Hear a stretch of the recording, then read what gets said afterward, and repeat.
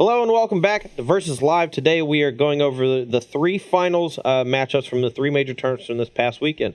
We had Grand Prix Tampa. That was won by Roshan Ipin. Probably not the pronunciation for that. I apologize for that. He defeated Matt Costa in the finals. Roshan Ipin was playing Grixis Death Shadow versus Arclight Phoenix. Izzet Arclight Phoenix? And yeah, we're going to see if Phoenix can try to make it a 3-for-3. Oh, no. I won one. Yeah, you won the last one. We'll flip-flop. Last weekend, this was the one match that Izzet Phoenix lost. Last weekend, so this is the one that Roshan Ipin was able to take down Costa. I know Matt tweeted and really complimented Roshan on his play. This is his second Grand Prix top 8 in a row with Shadow, so a very skilled pilot of that deck, I'm sure. This is a very intricate matchup. There's a lot of things going on. Usually the games don't last super long, but there's a lot of decisions in the first 4 or 5 turns. Yeah, both decks playing a lot of cantrip type effects, whether it's fetch lands plus Mishra's Bauble or Serum Visions or Faithless Looting. A lot of decisions in the first few turns. I know the Canadians, Tarek Patel, and some other people up there like to draw from the Phoenix side of this matchup. Mm-hmm. I disagree. I think one of the key elements of the matchup is how much pressure the Shadow deck can start applying early, because that is what makes their discard spells really effective. So just cutting you off of time to dig for other threats. Because usually if one of my threats goes unanswered, it's going to kill you, because you do so much damage to yourself. If I transform Awoken Horror, if I return a Phoenix or two, if I untap with a Crackling Drake, you're going to die. Yeah. So you need to kill everything. And so being on the play, being able to present the threats and forcing the other person to have the answers as opposed to the other way around is really important. So I like being on the play, even though that does make, in another sense, the discard spells get a little bit better because you're down a card. But it's really about asking the questions and hoping the Death Shadow player just says, no, I don't have it once. All right. You know what time it is, huh? Marbles. Marbles. All right, we got marbles out. You're on the play. Let's battle. Instead of dice, we should play marbles to see who goes first. We don't have any shooters. Oh. Fine, pogs then. Whatever. Is marbles the one where you play with jacks? Or is that... No, that's like... No, you just have a circle of marbles and you have a marble. You can just try to shoot them out. All right, how's your opening hand, Ross Merriam? It's pretty solid. It doesn't get started super quickly. I'm going to play a land and pass, but it's got a good mix of stuff. All right, 17 Inquisition. In this scenario, based on my hand, I would much rather this be a Thoughtseize, but both are fine. I'm going to take a Lightning Axe. Let's go. Okay, so I have to assume Todd has a removal spell for this thing in the ice, and likely has a creature he'd like to not get axed. That is an interesting draw, though I think I'm going to be better off just playing the thing here and forcing Todd to kill it. This could get awkward if he has a Dismember Death Shadow exactly. So like playing my thing in the ice into the Dismember lets him cast it immediately. Yeah. But my other option is to dig for a Phoenix turn, and that's going to allow Todd to play an early Death Shadow anyway. And if I blow my cantrips now, maybe my thing in the ice isn't as good. And I give myself more time to find Phoenixes when I go for it. So I'm going to crack a fetch, go to 19, get an island, and just play the thing. Okay. 14, 9, play a 4/4 Death Shadow. So Ross? I'm sorry, I missed it. I'm at 19. This does at least force Todd to do the maximum amount of damage to himself. No, sorry, I'm at... Wait, what did I say I was at? You're at 10. 4, 13, 10. Yeah, I'm at 10. And this also does expose the Death Shadow to a Lightning Bolt, potentially, unless Todd has Street Wraith in hand.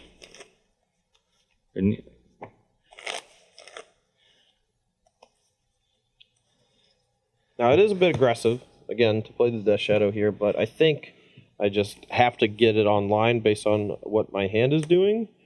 And if I just Time Walk myself... I mean, I saw his hand on the previous turn. He had 2 Manamorphose, which can cycle and maybe find some more stuff. So he has a lot of looks to try to find a Bolt or another Axe or something, but... Thoughts, Gar, myself? Sure. We also don't want to deal ourselves down below 10 if we don't have to, just so we don't get Bolt plus Axe. But... That could have gone better. Manamorphose, make blue-red. Looting, floating a blue.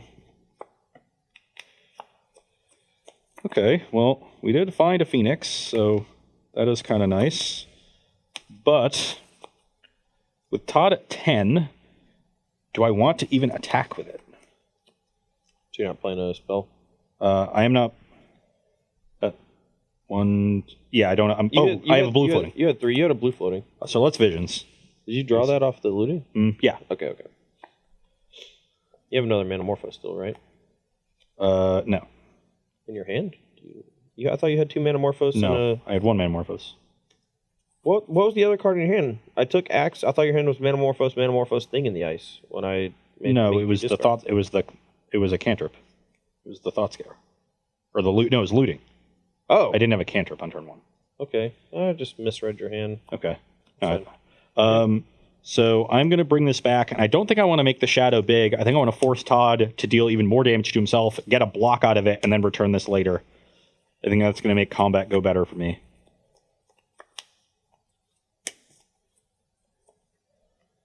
Block. All right. I'm going to fetch. Yeah, I'll still block. So that brings you to 9. I'm going to go 7. Okay.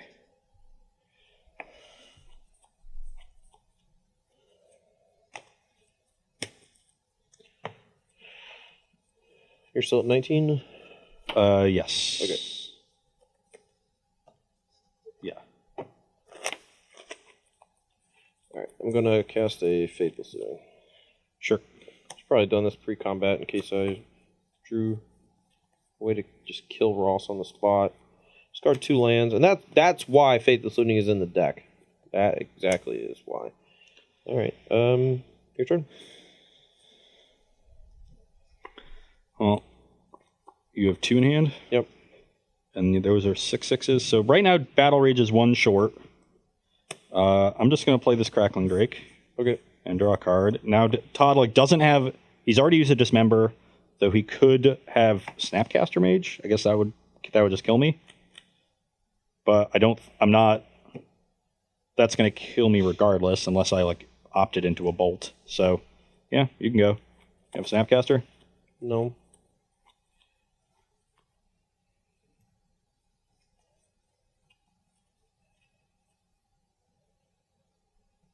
Yeah, bolt you. I'm at 16.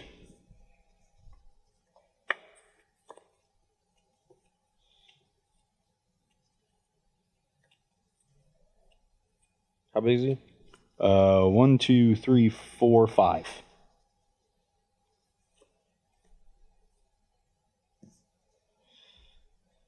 So now I am dead to Battle Rage.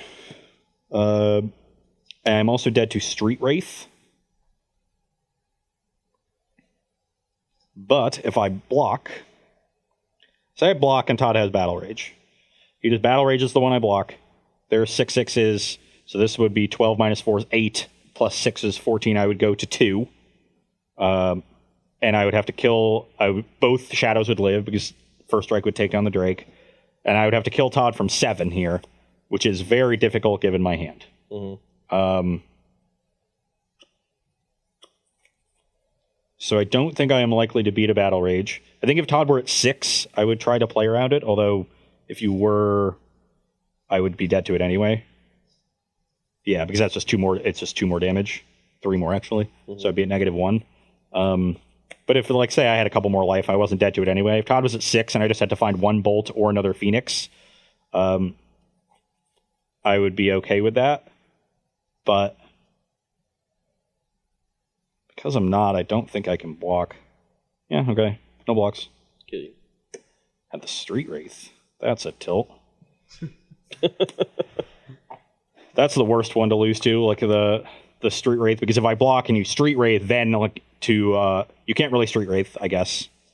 I take 6. Yeah, I don't have to Street Wraith. Yeah. And this is a 5 too, so it doesn't even trade. Right. Oh yeah, that block is horrible then. If I block here, I just go to 10, I'm still dead next turn. Mm-hmm. I would have Manamorphose, make blue. I think I might have even make Stubborn blue-red. That. I had Stubborn as my last Oh yeah, one. you would definitely I think stubborn I stubbed this, and that leaves you with just 2 mana. Yep. Okay. No, you would 100% do that. Alrighty. Todd, 1 closer to the marbles. 1, huh? 1 closer to the marbles. Oh yeah. No, we're getting them back today. This is a good matchup for Shadow. Yeah. I would have been able to deal 6 next turn with a block, but 6 is 1 short, so... Do you think there's any merit on the turn where you didn't attack to just give me a 6/6 shadow because the odds of you dying to a battle rage are like not super high, and the difference in life total there is like maybe high? Yeah, I mean, there's some merit to it, but then you just don't... Like, the thing is, then you just don't crack the fetch and shock, right? Sure. So it doesn't actually make a difference in how much damage I've dealt you, and I take an extra attack. It's really just maybe I'm not supposed to play the thing, like I said, again, but around exactly Shadow plus Dismember. Right. But it's I had a really insane counter to your play. So. Yeah, but I didn't have anything else to do in that game, in that turn, and like I'm down the axe, so any creature you play is still good. Like you have to have one of the Dismembers and not the push and the Shadow. There's a chance you can just, if I don't do anything, maybe you can go like Scour plus Angler, where you wouldn't have been able to otherwise.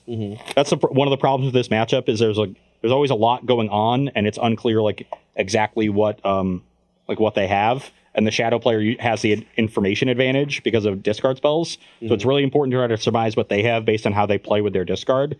But that's hard to do. Like you could have very easily had Angler that game and push. Right. And if that's the case, I want to like force you to push and maybe stall Angler for a turn and give myself more time to draw out of it. All right. In this matchup, I'm going to be wanting to bring in Surgical Extraction, Anger of the Gods. Anger is not good. It's just fine. It's just another way to take care of Phoenix permanently. But other than that, I like the Snapcaster when you bring in Surgical. It just gives you an extra virtual copy. Games tend to go a bit long in this matchup because we just trade creatures quite a bit. Or I kill him really fast, or he kills me really fast. So there's 3 different types of games, and Snapcaster is pretty good at prolonging the game and also good as the game goes long. Bringing in a Jace Vryn's Prodigy for the same reason, and then Cast Down because if I have all these answers to Phoenix, I just want a couple more ways to kill Thing in the Ice because it's like pretty good against me. I'm actually not sure how to sideboard in this matchup. This particular build is giving me some trouble because I think I want all my pushes and my Dismembers. I don't think Anger is good. Yeah, I mean, what the heck's in deck for? I don't know. It's for Dredge. Sure. Another creature decks. But I'm pretty sure it's supposed to come in. Here's the thing. Should I just cut the Stubborn Denials because you just have so much redundancy and it's really only good against Manamorphose? I guess after sideboard, it's good against Blood Moon, too. Good against Blood Moon. It's good against the removal spells I have for your creatures. Like You don't have that many, though. Yeah, but they're important to counter. That's true. And sometimes you can counter looting, too, and that'll stop Phoenix. Yeah. What do you think about the discard? Do you think cutting some discards okay? Like the Inquisitions, at least? I like the Thoughtseize because they just allow me to play a Death Shadow earlier. Oh no, Street Wraith was the card we were bringing out, right? Street Last Wraith. week? Yeah, you want to cut some number of Street Wraiths because you're bringing in Surgicals and you don't want to deal yourself too much damage. Yeah. Okay. So let's. Was it 3 of them or 4 of them? All of them. I think maybe it was just 2 of them. Yeah, I think it was just the build 2. we were using last week. We got any brain geniuses in the You're chat? high on Snapcaster. I think most Shadow players trim Snapcaster in this matchup. Okay, sure. I just felt like it was good to be redundant with Surgical as well as Fatal Push on a second Thing in the Ice. A lot of people saying cut Street Wraith. Okay. It's some people are saying board out your Snapcasters, but there's also people who don't agree because Snap Surgicals. So that's pretty split. So that's up. I don't actually think Snap Surgical is that good in this matchup. No, but I can mill over it and then Snap Surgical. It's not the fact. Cast downs meh. I mean, I definitely want Cast Down in the deck. Yeah, kill Thing in the Ice and Crackling Drain. Those are the 2 threats that your Surgicals aren't hitting. So. Yeah, you definitely want to cut the bolt. I think most people trim Snapcasters along with trimming Street Wraith and then bring out the bolt. But all right, I'm just going to do this. I'm going to leave in one of the Inquisitions. On my side, we're definitely bringing out all the Phyrexian spells. They're just underpowered, not very effective in the matchup, and we're trimming on bolts. Sometimes you can bolt them out, but usually like a Shadow player is going to be careful about that, and you need a huge number of them in order to kill them. Yeah. We still have some. We have snaps to snap them back to double up if that kills them, and Pyromancer Ascension. So we want to leave in a couple, but we're trimming 2. I like 1 Dispel. I don't want to have too many reactive cards in this matchup, but sometimes like turn 3 Thing in the Ice, Dispel your removal spell is really good. Oh, yeah. But with their discard, they can break that up too often if you draw a lot of them. Agreed. So I only want the 1 Dispel out of the 2 in the board, and then these 4 cards are all excellent in the matchup. Pyromancer sort of forces Todd to have Battle Rage to go over the top and lets me race effectively. Blood Moon can just steal games, and it's awkward for the Shadow deck to play around Blood Moon because fetching their basics means they're not going to get their shadows down as quickly. So it's a lot harder to double spell on. It's hard to play 3 spells in the first 2 turns if you fetch like the island. Yeah. All right. While we're shuffling up here for game 2, any questions, comments, concerns from I had a Twitch question chat? from the beginning of the day that I thought would be better at the later of the day. Having Jace in your sideboard versus having Torch of Defiance in your sideboard, Ross. You know, there's a couple options for that slot. I've played Ral Izzet Viceroy there too, and this list, Costas plays Keranos, God of Storms, and I think those 4 are really the ones that are vying for it. I'm on Chandra now because I think it's the best one in the mirror because of the immediate impact of being able to kill Drake or Thing. Also costing 1 less. Yeah. Jace is a little bit better in control matchups, I think. It's a little bit better here. Like, I don't think I would bring in Chandra here, but I think I would bring in a Jace. Because bouncing Angler. You can bounce a Gurmag, So they all have some strengths and weaknesses, but I think Chandra being better in the mirror is what puts it over the top for me. Though I've not been that impressed with it, playing with it the last couple of weeks. I wonder if that's a slot that can improve. Because the one that's generically the best, I think, is still just Ral. I mean, it's quite good. You get the immediate draw no matter what, where Chandra doesn't give you a free draw the turn you cast it. Ral costing 1 more mana to get that versatility, I think, is the real stress point. It is, definitely. All right, any more? Yeah, we have Darth Y'all. They are playing in Cincy this week, and they are playing Blue-White Spirits, and they want to know what they should do against Death Shadow. What are you doing against Death Shadow? Oh, just make sure you draw a lot of Path of Exiles, I guess. Yeah. If you can knock off their Shadows and Gurmags, their like Summoner now gets turned off, and you have a bunch of flyers. I would recommend just like trying to jockey for position on the battlefield, and then don't really attack them until you're attacking them for either lethal with multiple potential blockers, or if you're attacking them for lethal over the course of 2 turns. Because like if you attack them for 1 or 2 damage in the early turn, sometimes that just unlocks their Death Shadow a turn earlier than you're ready for, and that puts you in a precarious position. Like we saw Ross this past game just didn't attack with a Phoenix one time because even just letting me grow my Death Shadow potentially threatened him to be dead on the following turn if I had like Cycle Shrew plus Teamer Battle Rage. So yeah, so there's a lot of practice combat and combat against Death Shadow specifically, and then make sure you have plenty of answers to their creatures. So I think you can just also get away with just playing a bunch of copies of Celestial Purge in your sideboard if you're just going to play the Spirits deck. If you're not playing Collect Company, Celestial Purge is great, and you can just use that to knock off the Phoenixes from Izzet or Death Shadow Phoenixes, Angler. Drakes, Ascensions, Death Shadow Angler, Liliana, Dark Confidant. Yeah, it's just got a ton of hits on it. So yeah, all right, let's go and get to the match. I am on the play and have a pretty good hand that needs to find a land, but we've got some cantrips to find it, so I'm going to keep... Are you looking at my hand? Because I also have a pretty good hand that needs to find a land. All right, I will fetch black, red. 17. So Thoughtseize you. I'm going to fetch blue-red, because those are the colors of my deck. All right. I'll be at 17. I'm going to cast an Opt. All right, Opt resolves. I'm going to go to 15 on the Thoughtseize, so... Yep. There's also a question about how do you two feel Martyr Proc is in the current meta? I think it won something recently. It won a regionals? Magic Online Championship qualifier like 2 months ago, 3 months ago or something. It was a pretty interesting build. I'm not sure that this is the right meta for it, but I don't know. That every deck in Modern has some amount of viability at like any point. We did it. We hit the land. Just confidently splaying out his cards. Yeah, I think Martyr's a bit of an underrated deck, but it's still just not great. Why play these like weirdo metagame decks when you can just play the best deck? All right, I think I have to just try to beat Ross. Try to beat the Pyromancer. Is it Phoenix? You should take the Phoenix. I'm gonna take the Looting. I'm just gonna try to beat Ascension naturally. Your turn. So I feel like I should just play Ascension since it's the card that lets me play through Disruption. And it just doesn't die to a Dismember or whatever. If Todd's going to try to strip me of my cantrips, and the thing in the ice is going to get worse anyway, and he has way more removal for that than he does Ascension. All right, we didn't hit a land, which is unfortunate. The Stubborn Denial is just a little too reactive slow. at that point. Yeah, we don't have a blue either, so... When you're behind on lands, you're going to have to be tapping out a lot more aggressively. Okay, that's good to know. I'm going to surgical your Faithful Salutings. Puts me to 13. Well, now you know I don't have... Why would you pop then surgical? Because then I shuffle. Oh, right. Well, I don't really want you to have it. Okay. I have a Gurmag in my Sure. hand. Okay. That's fine. I just wanted... I was like, huh? You said, like, that's good to know, like you had some other way to play around it, but I drew another Manamorphose, which is also great. Well, I was going to maybe wait till you draw step and hit the Faithful Saluting. In case I snagged one, but I'd rather just... Yeah, now you'd rather me not draw that card, so... All right, and then That's good sequencing. Passing, draw off the bobble, and Ross is going to take his So you're turn. at 13? Yep.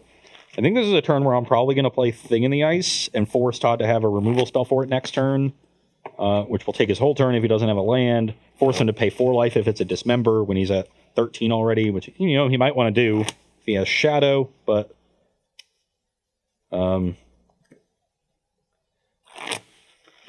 could get awkward with this Phoenix in my hand. Now with the looting's gone. So you're at 13? Yep. Like, even if Todd plays discard spell removal, the first Manamorphose isn't going to trigger my Ascension, so it's not going to affect my ability to turn that on, though it will strip me of a card. If you don't draw a land, I think there's some merit to going Manamorphose into Thing in the Ice to try to hit the land. Yeah, I was just thinking about that too, because I have this Arclight in my hand that I want to be able to cast, so I want to make land drops. Yep. Though, if I play the first Manamorphose, I think I'm priced into casting the second one just to make sure I get the counter here. Oh, to play around Stubborn Denial or something? Play around a discard spell. Stubborn Denial wouldn't stop. Yeah. No, that's fair. Well, I think maybe you should just do that anyway. Yeah, I mean, my thing is probably going to transform quickly anyway. It's still a card you have to kill. Yeah. So let's just Manamorphose, make blue-red. Yeah, you might just hit the nuts. Manamorphose. And just get to go crazy. Blue-red. Damn corn nuts. Yeah. Well, didn't hit the land. Let's play a Thing in the Ice. That might have been the worst sequence of draws possible. It's good to know. Oh, but your hand All looks right, so pretty. I'm going to go to 11. We'll go Gurmag push. Good after that. I have to figure out what I'm dredging. Sure. 1, 2, 3, 4, 5, 6. I think I'm going to leave Stubborn over Thoughtseize. Here's, I guess, a real question. Am I ever going to flashback looting this game? And would I rather just give my Snapcaster Mage better hits? I think that's actually just really smart of me to think about that. Okay. Yep, sure, whatever. Thing in the Ice. Yep. Pass the turn. Dismember for 2 life. 2. You're at 9. I'm gonna fetch down. No, sorry, I'm gonna fetch first down to 8. Use an island, Yep. and then I'm gonna also cast a shadow and attack for 5. So I'm at 12. Yeah. You sure you don't want to just put yourself to 6 and have it be lethal? And have myself die to like a string of things. I guess like Manamorphose Bolt or Opt Bolt. What do you You at, still have Ross? I'm Lightning sorry. Axe in your deck. Yeah. Lightning Okay. Axe plus this thing. I guess especially like you can draw things to kill me next turn. Yeah, no, So I'm 12 to 8. I'm pretty confident I can kill you next turn if you don't kill me. So. Well, my hand is horrific. It's beautiful. but horrific. What do you wish my hand is right now before my draw step? 2 Crackling Drakes. Did you side those out? No. 2 Crackling Drake, a Blood Moon, and And you know one of them is a Phoenix. Phoenix already. okay, so it's probably just like 2 Phoenix or whatever. It's like 2 Phoenix, 2 Crackling Drake, I guess. 3 Phoenix, right? Nice. Nice. Yeah, good thing you have a bunch of Crackling Drakes in your deck. Doing stuff. Did you draw another one? No. That was the worst sequence of draws I have ever seen. The danger of playing with reactive cards like Dispel. I mean, what else is it going to be? If it's a lightning bolt, like... Yeah. Ross, could we get a camera reaction to your hand? We need more meme photos. Yeah. All right, pass turn. Yeah. All right. So currently you're You're too not short. dead. Yeah. I will play a Snapcaster Mage. Target Dismember. Target Dismember and Dismember target Snapcaster Mage. Going to 4. Going to 5. I was at 9. No, you were at 8. Yeah, you were at 8. Oh, I was at 8? Yeah. Sure. Oh, yeah, sure. Whatever. Attack you to death. Yep. Even if I dispel it, life's the cost, so... Go to death phase. I just can't draw a spell. Marbles. 1700. That's a reference to White Man Can't Jump. You know, I don't think many people would have gone for the take your looting, surgical your looting's plan. I think a lot of people would have just... Because I'm a genius. A lot of people would just snap taking the Phoenix and surgical that. And I'm probably very lost smart. the game. It was an impressive play. Take that, Brandon Dalloway. Self-proclaimed Grixis Death Shadow Master. You saw in both of those games, Todd was able to land a creature on turn 2 while answering mine, and that's a huge in this matchup. Actually, it was turn 3 this game because I missed my second land drop. Oh, yeah, you missed it. Okay. That's fine. Yeah, so I don't want to play another game of this. Yeah. We're at time anyway. And also, this matchup, I think, is pretty heavily favors Grixis Shadow. The problem with any deck that beats Arclight Phoenix is that you are not necessarily advantaged against the rest of the field as well positioned as Izzet Arclight Phoenix is. And I think that happens all the time where the best deck kind of becomes apparent, and then people don't understand why it's the best deck. It's not unbeatable. It's just better against the field than whatever deck you play, even if you play a deck that's good against the best deck. Now, if you get into the elimination rounds, and there's 4+ Arclight Phoenix decks in the top 8, of course, you would love to be playing Grixis Shadow. And Grixis Shadow, I think, is flexible enough, and you can build it in certain ways to give yourself the ability to win tournaments with it outside of playing against Arclight Phoenix a bunch. And I think that we saw that this past weekend in Tampa with Roshan Epen.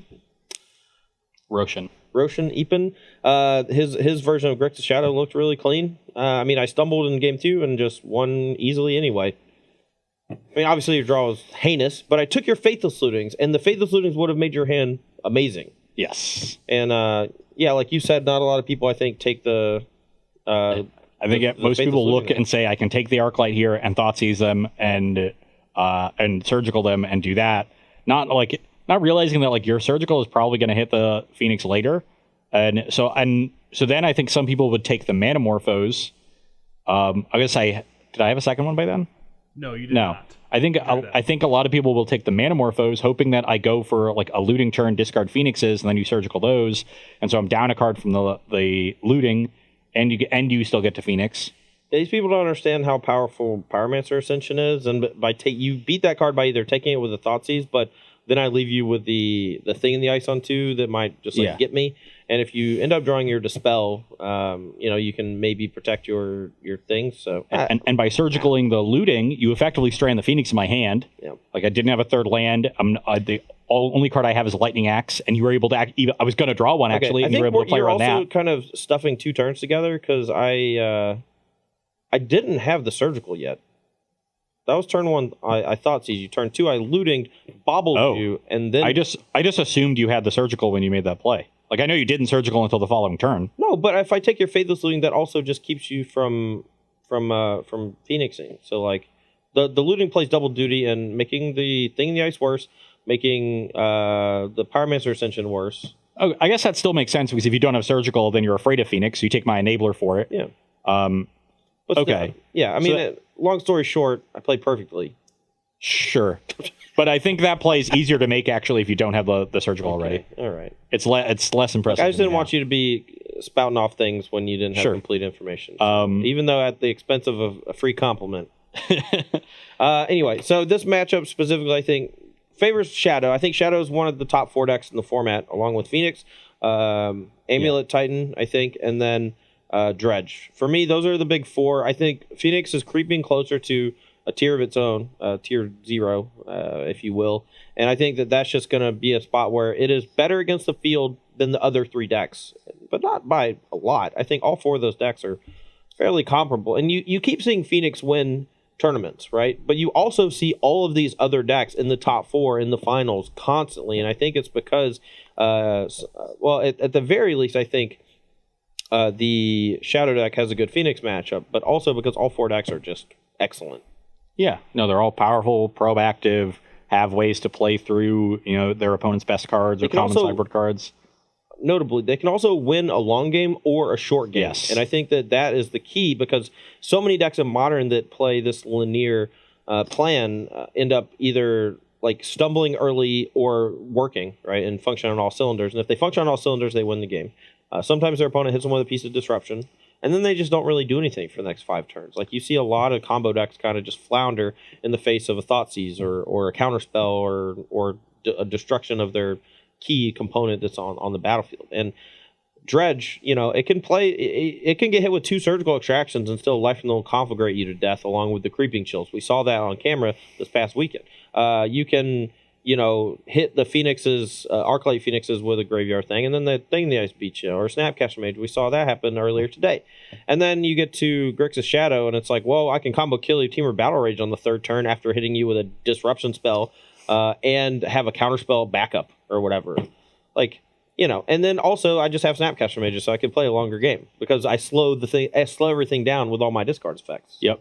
Nick Miller coming in with the Knowledge Shadow has won 2 GPs this year and the Classic this weekend. Yeah. So, I mean, Grixis Shadow is just great. I don't know why people think it's bad. The meme of it having no good matchups, I think, is just one of the dumbest things that I've ever heard. Yeah, Grixis Shadow is one of the decks I'm definitely scared of. I think I'm more scared of a deck like that as far as like Thoughtseize Inquisition decks than the Golgari midrange deck, because the Shadow deck can match Izzet Phoenix in terms of how efficiently it plays. All its threats cost 1 mana, has 1 mana cantrips, 1 mana discard spells, 1 mana removal spells. Doesn't really flood because it plays a couple of Faithless Lootings. Yes. Has combo kill potential if you ever let your shields down. Yeah, the Golgari deck has a much harder time double spelling, triple spelling in the early turns of the game, and so has you no can flood just, protection either. Yeah, so you can just get ahead of them, and their flood protection is like creature lands, which aren't as good. It's just looting. So I think Shadow's the best version of that kind of Thoughtseize into good threats plan. That deck and I'm actually a little afraid of Tron right now, but that's mostly because of the way the decks are built. I think if you just play some rejections, that matchup gets a lot better. Because the Tron deck just like sometimes doesn't do anything for 4 turns and you win the game, or even 3 turns on the draw. But Amulet has that too, and you have better interaction for Amulet. So I'm actually more scared of Tron right now than I am Amulet. I just think Amulet is way better against the rest of the field than Tron is. Yeah, I mean, and we actually talked about this at breakfast this morning, where Tron actually has, I think, a pretty good Phoenix matchup. Jim went 5-0 against it. Tana went 5-0 against it. I think Jim did pretty good against like 3-1. it. But you get to the point where, okay, what decks are actually good against Phoenix? And that's... or what decks do people think are good against Phoenix and they're more likely to play? Amulet, Burn, Shadow, none of which Tron wants to run into. Right. Burn is pretty bad. Shadow's pretty bad. Even the War deck is pretty good against Tron, unlike Lantern, because like Chalice is good against them. And they have a bunch of Sorcerer Spyglass to lock down Oblivion Stone and Karn and Tech Edge to sometimes hit them off Tron. I don't know if they have a Ghost Quarter or 2, but I don't know. Anyway, any questions before we close out? The one that I saw earlier that I think is really interesting, Ross, if they banned looting. Let's just say they did that. Yep. What would your next steps be? Probably find the best Ancient Stirrings deck. We actually talked about this in our team Discord before the recent ban announcement, just to have a backup something plan. have a backup plan in case it got banned that Monday. And I would probably just start playing Humans, because I know the deck well and it's powerful and proactive. Yeah. I mean, Humans was on top of everything until Phoenix came around, right? Like the control deck started beating up on Humans too. Sure. But I think Humans would be the first place I start, just because it's also something I know. But it's really hard to figure out what the ripple effects are. If they ban looting, Dredge is gone, so it opens up people's sideboards. Maybe control decks become really good. Like Azorius Control might be a good place to go if they ban looting. Though, if like the top Stirrings deck is just Tron, like Azorius isn't that good against Tron and Amulet. So I would probably look at Amulet and as my top Stirrings deck, because it plays kind of how I want. It's really powerful, and I like the puzzly nature of it. And then Humans, because it's another powerful proactive deck that I'm familiar with. Those are the 2 decks I would look at. All right. Let's take 2 more. 2 more if you got them. Earlier, someone asked, do you think there's any merit to Collins during the interview saying that Mill would be a good thing to combat Izzet Phoenix? Maybe they have a game plan that you don't interact well with. They have a bunch of ways to stop Phoenix, but they have good removal for Thing. So I think they have the tools, but is that deck beating the other decks in the format?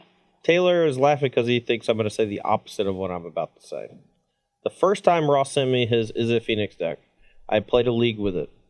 And my very first match, my opponent hit me with a mill spell, like Hedron Crab or whatever, and then surgicaled my Phoenixes. And I just was so distraught that I couldn't beat a mill deck that I just didn't want to play anymore. But I continued. I played the rest of the league, right? 3 of my next 4 matches I played against Tron, Ironworks, and Scape Shift. And those are notoriously 3 pretty bad matchups, I think, for Phoenix, because they just are big mana decks that kind of go over the top. They have a bit of interaction here or there. And I just didn't want to play the deck anymore. My one win was against the Mirror. I played the Mirror in like round 2 or whatever. This is like right after you won your open. And I honestly just was like, how is he winning with this deck? I don't understand. You can't beat a big mana deck. And then the next tournament, Ross says, well, I haven't played against a big mana deck in 2 months or whatever. And that's why I'm so successful. I'm like, well, you didn't play against Mill either. So, I think Mill, I don't think it's really a powerful deck, but it's certainly a modern deck. And I think every dog in modern can have its day. And yeah, there's a bunch of decks that I think you could build that can beat Izzet Phoenix, like Ad Nauseam, Martyr, Proc, Mill. And yeah, you can probably get to the point where you're ahead in that matchup. But because Izzet Phoenix is so powerful and consistent, you're never going to get a matchup that is super lopsided in your favor playing against Phoenix. So you're going to try really, really hard to get a slight advantage in this matchup that, now is 20% of the field. That's a big thing. Any slight advantage against a deck that popular. I'm not going to discount that, but that's 1 in 5 year matches. What do you do in the other 12 during the Swiss rounds of this tournament? If you're sacrificing huge percentages in those other 12 rounds, and that percentage doesn't even need to be as big as the one you're gaining, because it's 12 rounds versus 3. Mm-hmm. So 1/4 of your small edge against Izzet Phoenix against the rest of the field. Is that what if you're sacrificing more than that, playing this underpowered deck, then you're sacrificing your tournament overall, your equity. So that's the problem, is that people are going to build this deck and they think you crush Phoenix. No deck crushes Phoenix. That's why the deck is great. So you have to ask yourself, is it worth it playing this underpowered deck against the other 12 matchups I'm going to run into to get a slight advantage against Izzet Phoenix? And the answer is almost always a no. Yeah. And I mean, honestly, and that's why there's any talk about banning Faithless Looting or some card in Phoenix in the first place. Because, I mean, yes, Arclight Phoenix is the new toy that it got to be a tier 1 deck, right? But, like, Faithless Looting has been and will always be the problem. It's graveyard interaction cards just can't be printed without Faithless Looting kind of being like, yo. A creature that comes back from the graveyard? Yeah. Oh, you got something that draws a card when it hits the graveyard from any zone or whatever? Yeah, that's going in the deck. It just is anything that interacts with the graveyard. I mean, we see Faithless Looting in at least a dozen decks in Modern, and they don't have to be tier 1, but they all utilize Faithless Looting in unique ways. And for me, it kind of, you start to get to a point where you say, okay, yes, Faithless Looting is the problem. Maybe it should be banned. But the same can be said for like Brainstorm and Legacy. And I think the drastic measure of banning Faithless Looting would have such a huge ripple effect that it might actually just kill Modern. I think that if, I would say there are roughly 100,000 decks in the entire world or so that all play Faithless Looting in Modern. And if you ban them, you literally destroy 100,000 decks, and every single card that functions in Modern around those and that's not good in Legacy or Standard, are going to tank in value. And if you kill 100,000 decks, Modern dies. Just going to say it here. So if you want to ban something, if it's too much of a problem, ban Manamorphose. There's logic behind it is Manamorphose is free, and notoriously free spells like Detection Probe just keep getting axed. I don't know why they're still there.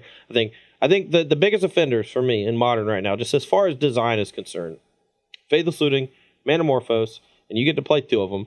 Mox Opal, Ancient Stirrings. Most of the Ancient Stirrings decks play both of those. And then, what's the other one? Simian Spirit Guide, just because it enables a bit of degeneracy and free cards in general, free mana generators. Like, Lotus Petal's too good to print, so why is Simian Spirit Guide okay? It's very similar in what it does. Yeah. You just have to slant your deck towards red to be able to utilize it. So yeah. And we'll see. I don't think we're going to get any shakeups for a while because with the new sets coming out. But we're definitely on the watch list at this point, and that's the reason. The deck is just it's never going to be too far behind. well, let's call out some subs and wrap this one up. We're already a bit over. Yep. Yeah, all right. I wrote them down this time. Haha. All right, double checking. Lethargic Breloom, thank you for subscribing. Frantic29, thank you for subscribing. And, Are any of these resubs like sir X No, amount of these months are or all new anything? subs. Hey, thanks for the new subs. and Will Beasley, thank you for subbing. I'm going to double check that I missed anyone, but I'm pretty sure I got them all. Nice. Okay, well, that's going to do it for us today while Taylor is looking up the last couple subs. If you missed any, we're going to be back here Thursday with probably a mix because we got a team event coming up this weekend. I wouldn't mind doing one of each format. I'm actually going to be the legacy player on my team, so I kind of want to just play my deck that I'm planning on playing in the tournament. You're going to be playing Modern, and then we can just pick a couple standard decks. I want to play that Team of Reclamation deck that... yeah, that's a breakout deck recently. Pascal Maynard did a lot of work on it. Did pretty well in the Mythic 8-2 Championship. in the standard portion. So we'll bring you some preparation for Cincinnati this weekend. Team Constructed Open on Thursday. Yep. But this is our recap from last weekend playing Modern. Izzet Phoenix, still great. I lost 2 of the matches, but whatever. Deck's still awesome. I'm pretty sure I got the marbles. So Yeah. deck's fine. Don't ban anything. All right. Well, thanks for watching Versus Live from StarCityGames.com. For Ross Merriam and Taylor back in the booth, I'm Todd Anderson. We'll see you on Thursday.